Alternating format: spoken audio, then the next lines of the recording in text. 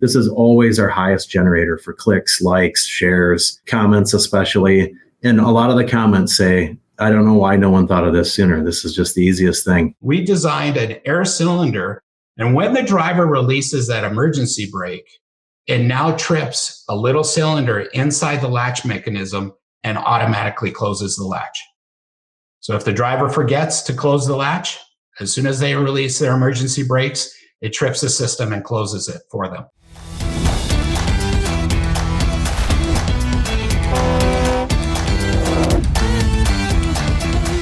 In today's episode, we are going to focus on innovation. In this episode, we are going to be talking to a group of companies that has really made innovation a big focus of how they take care of customers. Now, one of the interviews that we're going to share with you is going to be about a relatively new product that is really there to solve a customer's problem.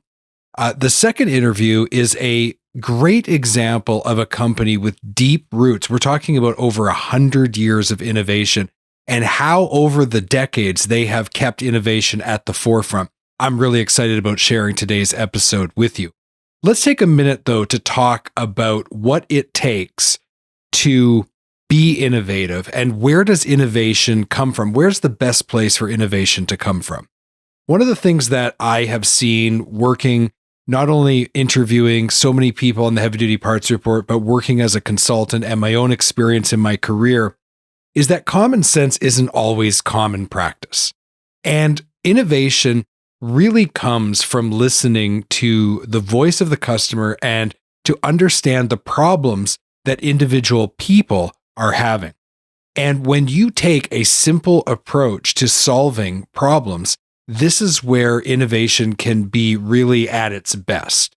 And I think that both of my interviews really in this episode exemplify how important this is. And you will see from the discussions that I have that this is exactly what has occurred at both of these companies, leading them to be very successful and bringing them together under one new brand name.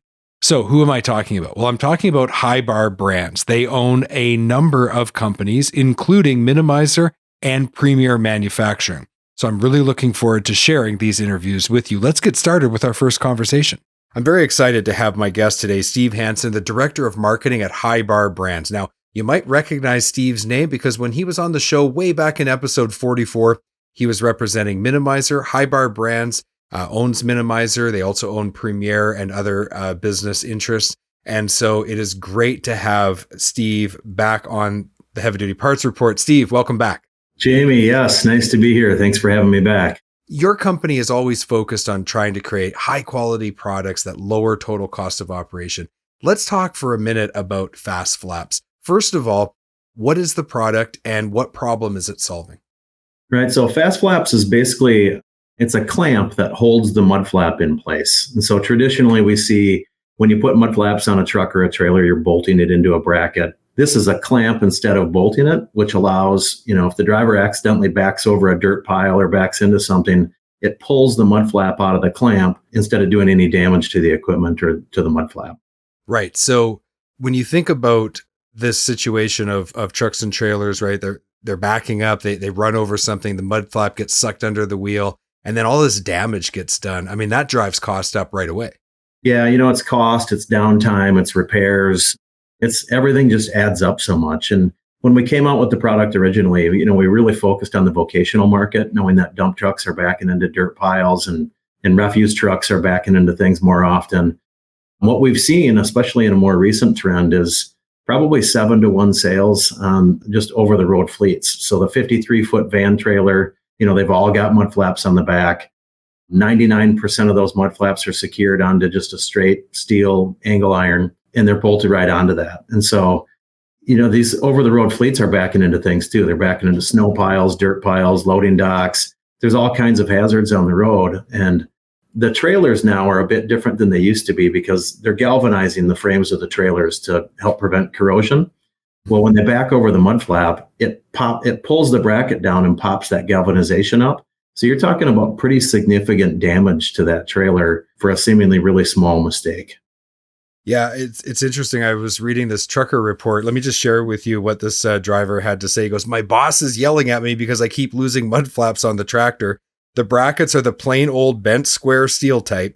These brackets keep snapping. I've yanked a flap off on a curb, and I know that backing into things is bad. However, that he feels that the mud flaps are snapping off the bracket, and he sees this happening in his mirrors every few weeks. He says that, when he's bobtailing on the freeway and bouncing all over the place, over time, that bracketry just becomes weakened and then it snaps off and falls off the truck.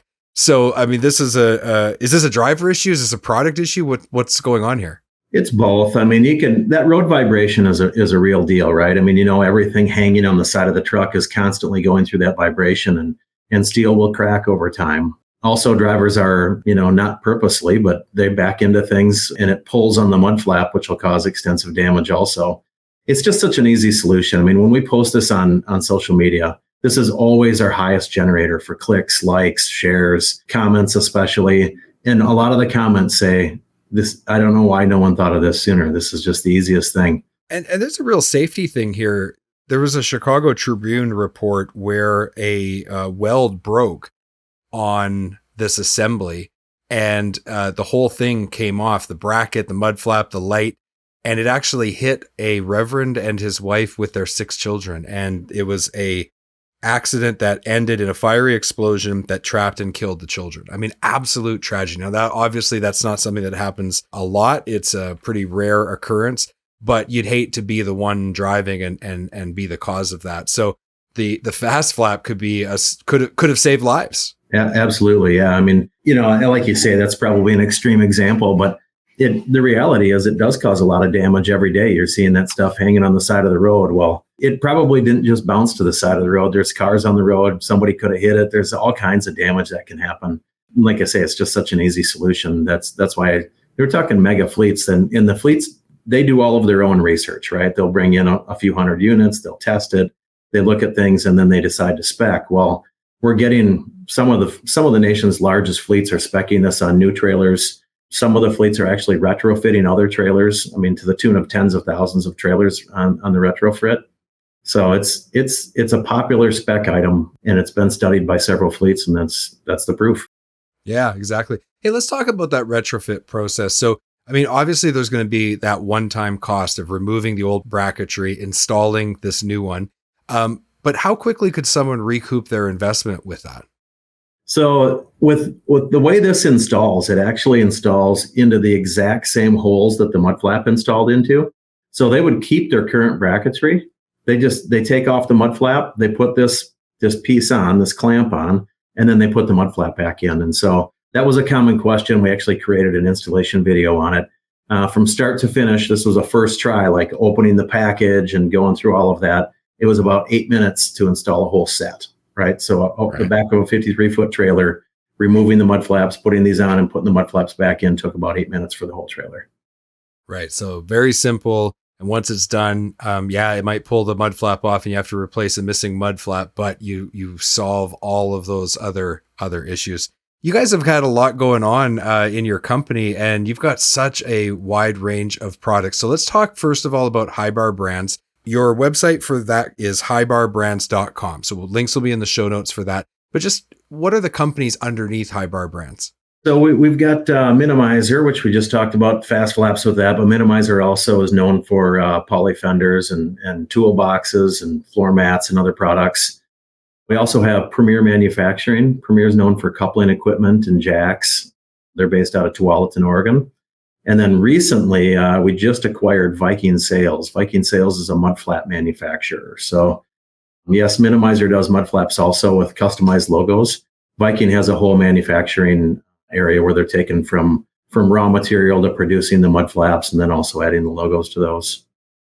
So that gave you a lot more control over the whole process. A lot more control, a lot of cost benefits so that we can, help get in and help customers with larger orders too. Right. And if the average listener who's maybe an owner operator or runs a small repair shop or something like that, and they want to buy your products, is there like a dealer locator or something that they can search for? Yeah, absolutely. I mean, you can do it on the website. There's a dealer locator there. We do offer all of our products have a buy now button on them. So if you navigate to a product and click the buy now option, you'll see e-commerce purchasing options along with a local distributor map there also.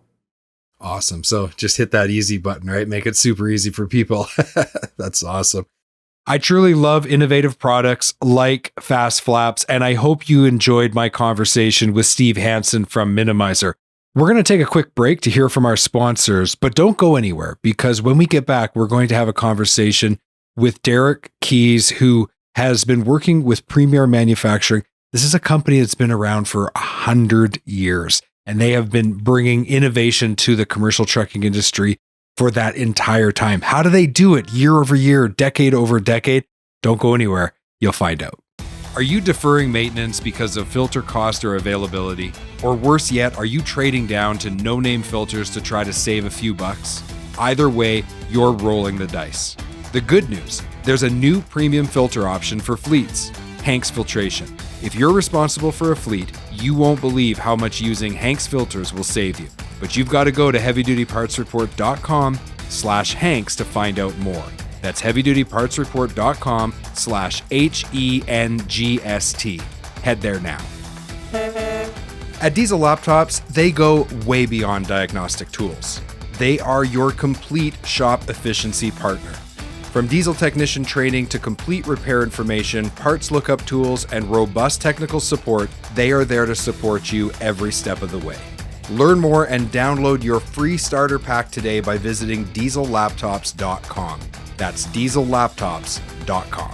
HDA Truck Pride is the heart of the independent parts and service channel. They have 750 parts stores and 450 service centers conveniently located across the US and Canada. Visit heavydutypartsreport.com/HDA Truck Pride today to find a location near you. Again, that's heavydutypartsreport.com/HDA Truck Pride and let the heart of the independent service channel take care of your commercial equipment. We're back from our break. Before the break, we were talking to Steve Hansen from Minimizer, talking about a relatively new product that is very innovative and solves a real problem. Now we're shifting gears and we're going to talk to someone, as I mentioned, who has been working for a company that has been innovating for a century, 100 years. I hope you enjoy my conversation with Derek Quys. Connection management between a commercial truck and trailer, when we think about that, we often think fifth wheel and kingpin. And yet there's many vocations where that connection setup is not ideal and there are alternatives. I'd like to introduce you to Derek Quys, who is the Senior Director of Sales at High Bar Brands. Now, one of their companies is Premier Manufacturing, and that's who we're going to talk about today. And I'm really looking forward to discussing with him their different connection components and how it can have a positive impact on fleets. So, Derek, welcome to the Heavy Duty Parts Report. So happy to have you here. Hey, thanks for the invite. Look forward to this discussion. Well, Derek and I go back many, many, many years. We've both worked in the heavy duty parts industry, and it's really great to finally have you on the show. Very excited about that. One of the things that I enjoyed when I was selling parts and I was representing Premier brand to our customers, we were a distributor for your company. I really appreciated some of the ways that Premier went about manufacturing their parts. So what really has made Premier stand out? How does the company have that kind of longevity? I mean, obviously there are some specific things. I'd like to understand more about that. Well, it's interesting because what really set us apart from everyone else was the alloys that we used. Very unique material. It work hardens. It's designed such that if it performs exceptionally well in severe service applications. A lot of people in the industry they have no clue. They would just basically steer towards our portfolio of products because they know it works well.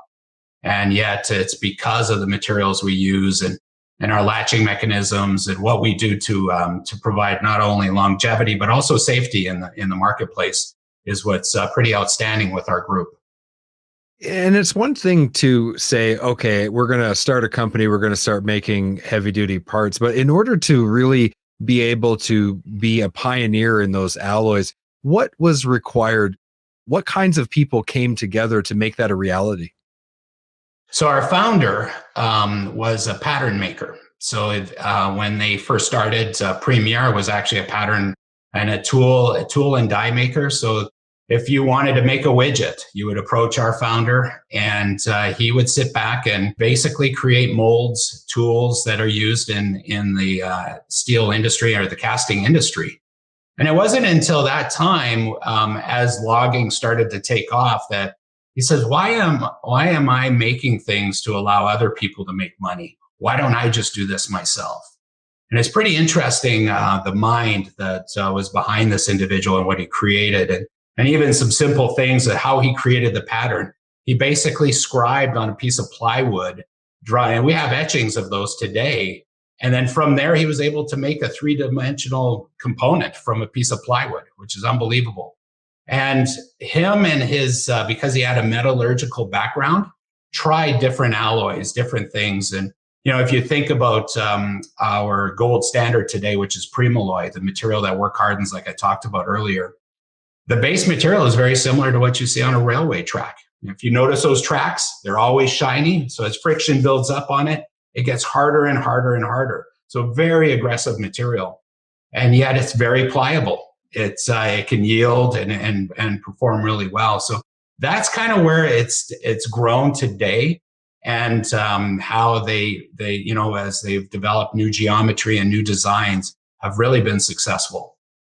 It's just amazing when you come, someone with that, like you say, that background in alloys and metal, and then that entrepreneurial vision to be able to say there's an opportunity here, and then to see that need in forestry.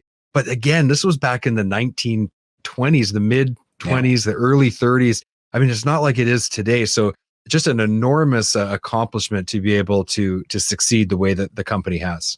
Yeah, you're right. And it's interesting, as I've grown with this company, models that were designed in the 50s and 60s are still used today and specified by major carriers. It's funny to see that. Unbelievable. I'd like to talk now about what applications are really best suited to use the pintle hook and drawbar eye connection. We already talked about logging, but there's more than just logging. Yeah, in Canada, for instance, very vocational. You look at the gravel industry, you see a lot of those type of connections, and why those are important versus perhaps, say, using a fifth wheel is you need some sort of articulation, right? And the vehicles are shorter, so you want to be able to have a vehicle that can go in and out of certain road conditions that are different, and you need that articulation, and you need these connection points to work well. So that's the gravel industry. If you look at long combination vehicles today, fleets are really dealing with driver shortages. Fuel costs are high. So now when you have one truck and multiple trailers, you can carry a lot more cargo, which is a lot more efficient today for the fleet. They have one driver versus two drivers and a trailer. So you have long combination vehicles that use pintle hooks and drawbar eyes in those applications. And then into the medium duty market, where you have utility companies, municipalities, or construction companies that will have work trailers that have a drawbar eye, and they need maybe a combination coupling where it's got a ball or acts as a pintle hook as well. So there's many different connection points out there that could use a pintle hook and a drawbar eye connection. What innovation has Premier brought to the pintle hook setup? I'd like to learn about that. We hit something pretty big. About a year and a half ago, we were approached by a major carrier in the United States, one of the largest carriers.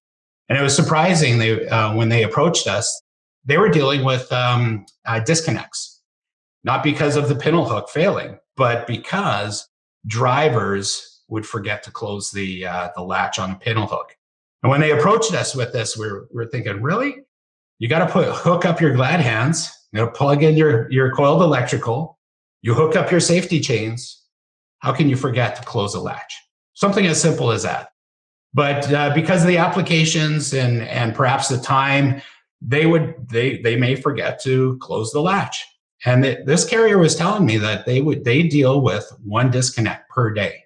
Now they have tens of thousands of vehicles on the road. So although that seems like a lot, it's still significant. And they were doing things such as putting speed bumps in their yard, things to jar the truck and trailer connection apart so that they would drop the trailer in the yard. And they would deal with one major accident per month.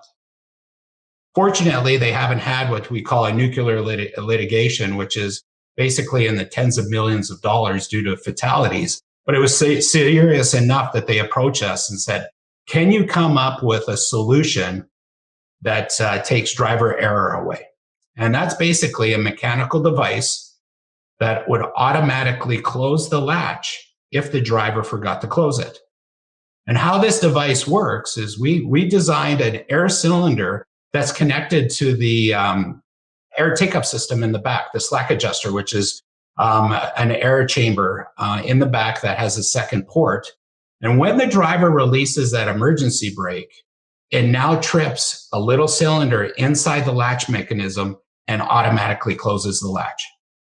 So if the driver forgets to close the latch, as soon as they release their emergency brakes, it trips the system and closes it for them. Awesome. Awesome. So when I think about these kinds of innovation and I think about a fleet's constant pursuit of lowering total cost of operation, this isn't really a cost per mile thing, but you've already talked about litigation. I mean, this does affect the total cost of operation. Absolutely. You think even dropping a trailer in the yard, the damage that occurs to that vehicle, the load that's already inside. So cost, we look at cost per mile, like you discussed. This is a different type of cost that is very challenging for a fleet because you can't really put a stamp on it, but you don't know what's in the vehicle that got damaged because the trailer dropped, the damage done to the trailer itself, let alone if it happens on the highway. And most recently in Alberta, there was a case where a dolly disconnected from the vehicle and a fatality ensued. So if we can take away some of these pieces that basically could protect the populace and eliminate a black mark on the transportation industry by having a more safer vehicle, that there's a lot of cost savings there that perhaps we don't see and can't put a stamp on. But overall, still affecting the total cost because that liability, that damage to the vehicles, the injury to people in the public. I mean, all of those things contribute to negatively impacting a fleet and the industry as a whole. So fantastic to be involved in that kind of solution. You know, Derek, it is not part of our outline, but I was remembering something about selling your product. One of the things that I remember is that a lot of fleets with the pintle hook setup, if they weren't necessarily in a drop and hook kind of thing, like in a fleet that does a lot of trucks coming in and switching trailers. Sometimes these units, like in a gravel instance, would be hooked up for a long period of time. And because of the environments that they're working in, there was a lot of stuff on the road. And, I remember guys saying that it was a real pain when these things would seize up. You guys engineered some really interesting technology on one of your pintle hooks to actually be able to address that issue. Could we talk about that a little bit? For sure. It's called the extended life.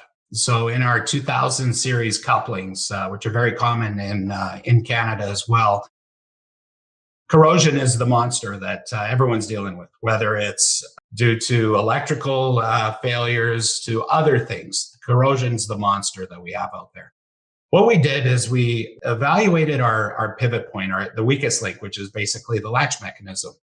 And what we did is we decided we bore out the pivot points. We put oil impregnated bronze bushings in there, which hold about 30% of their weight in lubrication.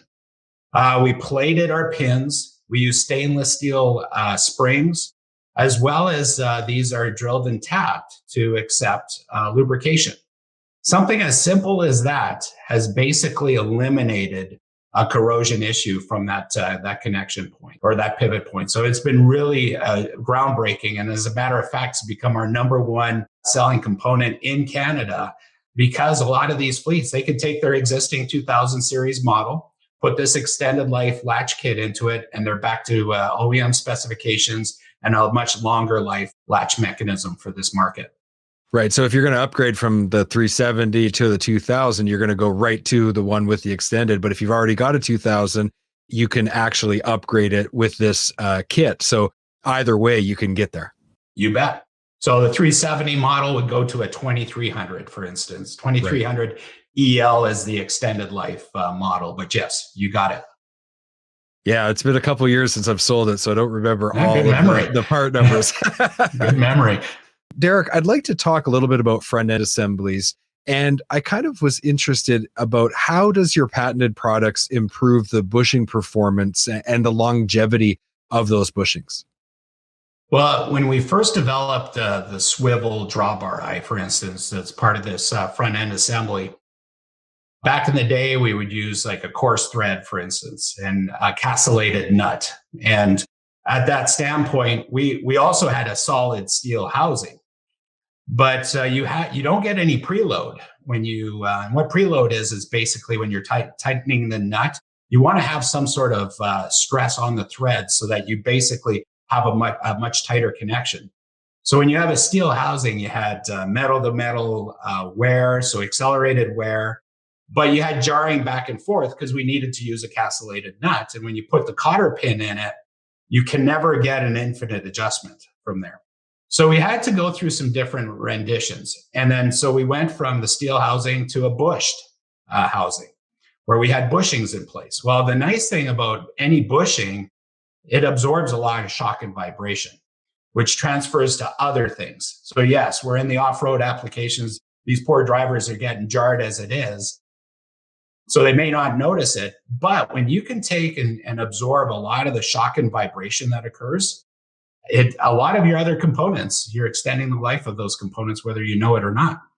So we went from that, basically rubber bushings inside of a housing, and then we've transitioned to poly bushings, which basically are impervious to chemical attack, extreme temperature conditions. We have applications in South America where they're dealing with 40 degrees Celsius temperatures, severe off-roads, hauling 70 tons per trailer, to other applications in northern Alberta where it's 40 below, right? And you want these bushings to still perform, maintain their elasticity, and provide performance throughout the vehicle. We've done some new things as well for severe service applications where it contains everything within the load. So under force, tremendous force, it basically brings everything within the housing and it gives you a solid base, even though it's not metal to metal. So there's some unique things we've done with our front ends.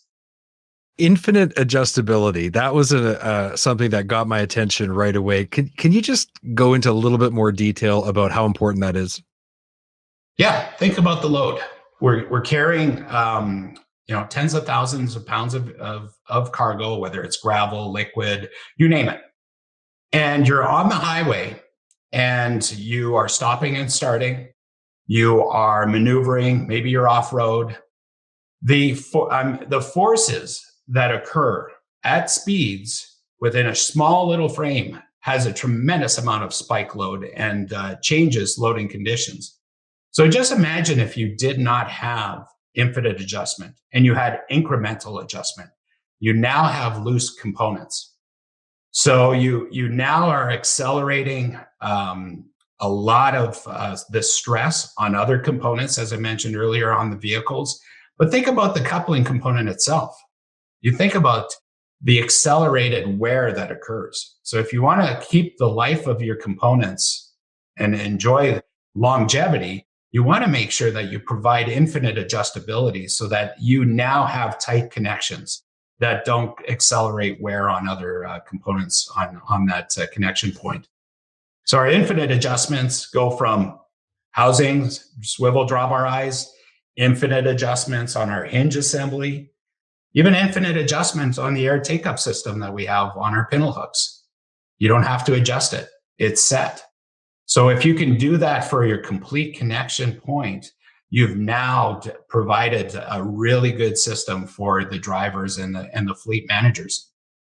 Awesome. Well, thanks for taking a minute to explain that. If you could leave people with just one thing to remember about Premier, what's that one thing? We are a solutions provider, and it's part of the High Bar Brands mantra. where we are a solutions provider to the industry. We're always going to look for things that could improve performance, life, and provide satisfaction to the end user, that they know they have a domestic made manufacturer with direct people that are there to work with them, help provide solutions to them, and give them something that they need in their applications. Well, I hope you enjoyed both of my conversations with people who are working for innovative companies who are bringing innovative products to the commercial trucking industry. I think this is so important that everybody who works in the industry, who is supplying products to the trucking industry, they need to do what both of these companies have done, which is listen to their customers, identify problems, and come up with really great solutions. If you enjoyed today's episode, why not head over to heavydutypartsreport.com and hit that follow button. Sign up to our weekly email so you never miss out on any of our content. If you like listening to the podcast on your podcast player of choice, hit that follow button for free. And if it gives you the option, give us a 5-star rating and a review. That helps us with reach. And if you like watching the video version, head over to our YouTube channel, hit that subscribe button and the bell notification so you never miss out. As always, I want to encourage all of our listeners. Well, I guess in the context of today's episode, I want to encourage you to be innovative. But as always, I also want to encourage you to be heavy duty.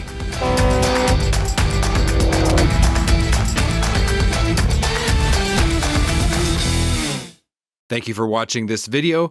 Click here to subscribe to the Heavy Duty Parts Report YouTube channel, and click here to watch another great episode.